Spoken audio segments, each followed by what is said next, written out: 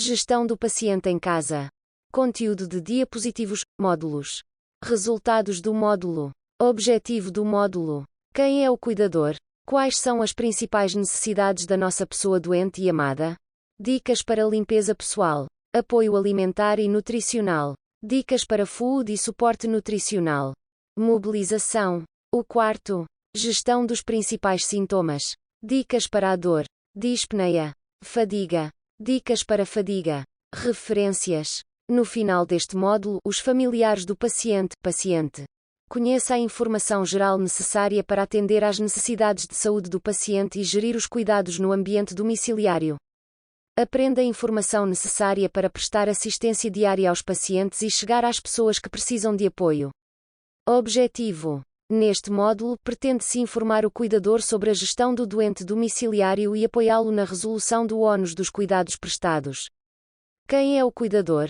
Um diagnóstico crónico de inatividade da doença não afeta apenas o paciente, mas também envolve toda a família tanto emocionalmente como em cuidados práticos. O cuidador, de termo inglês, um parente ou uma pessoa informal, significa literalmente aquele que presta os cuidados, e indica essa pessoa cônjuge, parceiro ou coabitação na maioria dos casos, mas também pai, filho, irmão, amigo ou vizinho que assuma a responsabilidade de cuidar do doente em situação de deficiência. A maioria das pessoas tornam-se cuidadoras de repente, sem preparação específica para este papel. Os cuidadores devem ser sempre instruídos e orientados neste caminho pelos operadores da equipa de cuidados paliativos que os podem educar gradualmente, ajudando-os com recursos adequados para melhor apoiar a pessoa amada. Quais são as principais necessidades da nossa pessoa doente? Higiene pessoal. Um aspecto fundamental quando uma pessoa está doente é a higiene pessoal. De facto, uma aparência bem cuidada e um corpo limpo facilitam um melhor bem-estar psicofísico para uma pessoa doente. Além disso, a limpeza constante da pele é útil para prevenir lesões de pressão e infecções. Dicas para limpeza pessoal.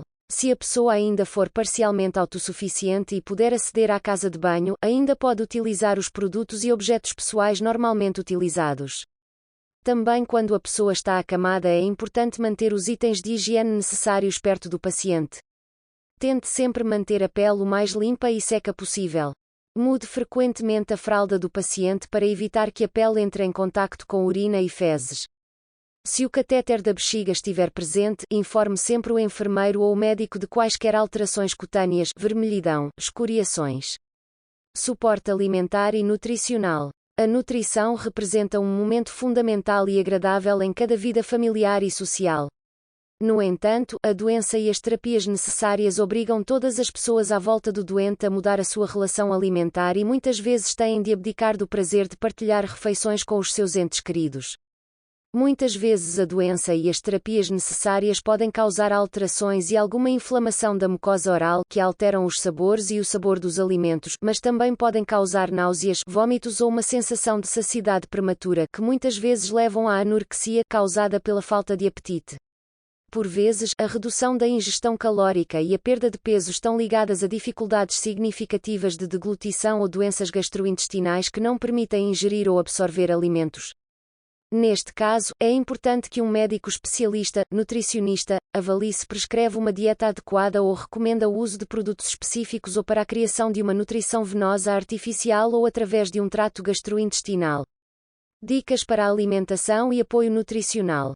Em primeiro lugar, não fique nervoso e não se aflija se o seu ente querido não quiser comer, porque não é um capricho, a culpa é da doença. Não prepare refeições grandes, mas pequenas porções são distribuídas em vários momentos durante o dia, por exemplo, de 2 em 2 horas. Educar para mastigar e comer devagar, em seguida, dormir uma cesta após cada refeição. Tente fazer a comida o mais tentadora e saborosa possível, de modo a estimular o paladar, por exemplo, adicionando especiarias e ervas como alecrim, manjericão ou hortelã, mas respeitando sempre os desejos do paciente.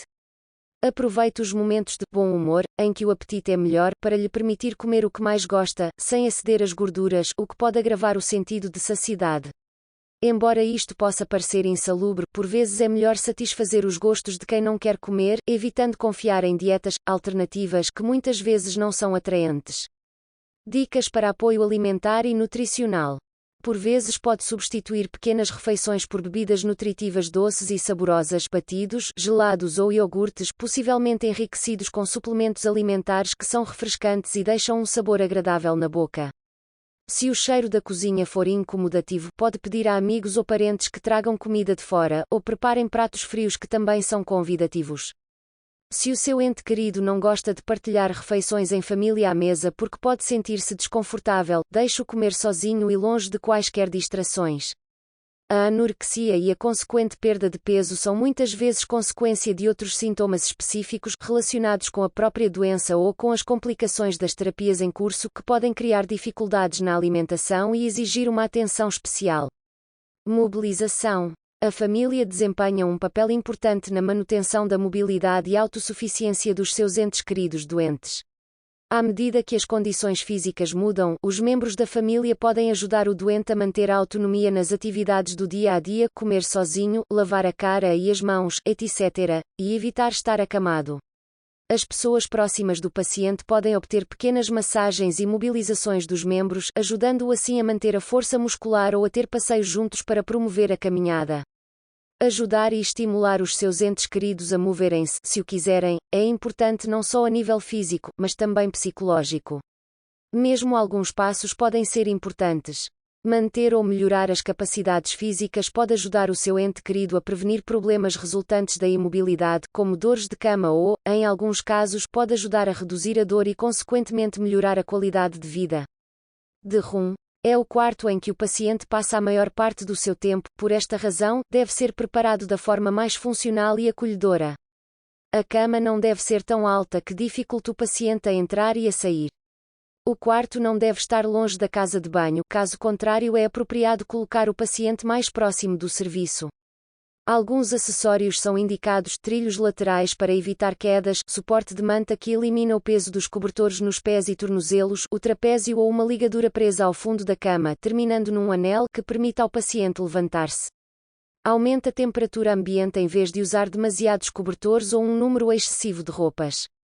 O paciente com uma possibilidade de movimento muito reduz a possibilidade de movimento, pode usar uma cadeira de rodas, muletas ou uma bengala de tripé. Para facilitar a circulação, devem ser eliminados obstáculos como móveis salientes ou tapetes. Barreiras arquitetônicas como escadas ou pisos elevados podem ser facilmente superadas com slides de madeira ou metal.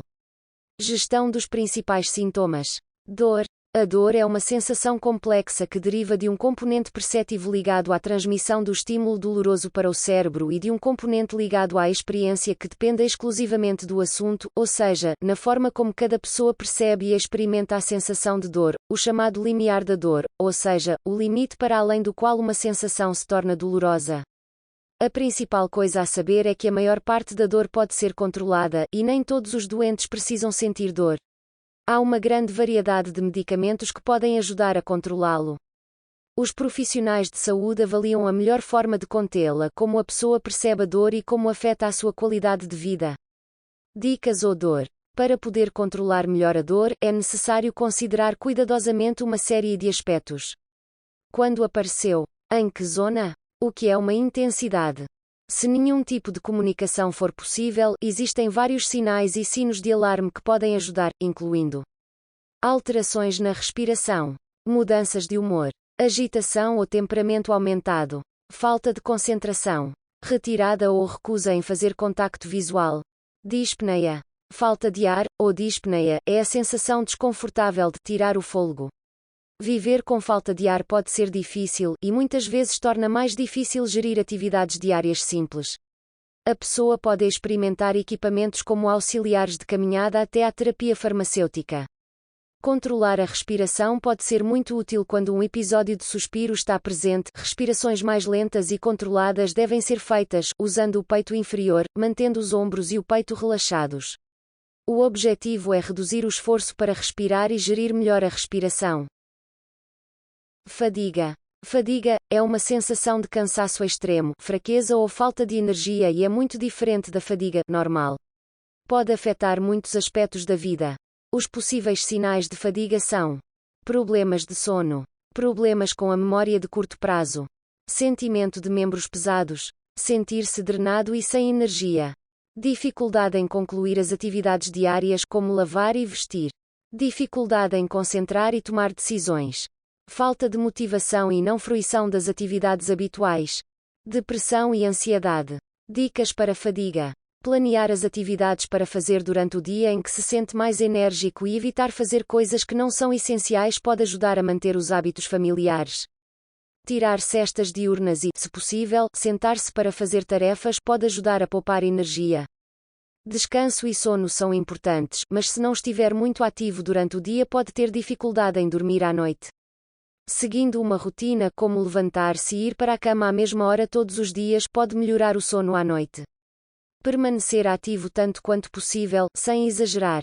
Exercícios moderados como fazer um pequeno passeio podem melhorar a circulação e dar-lhe mais energia.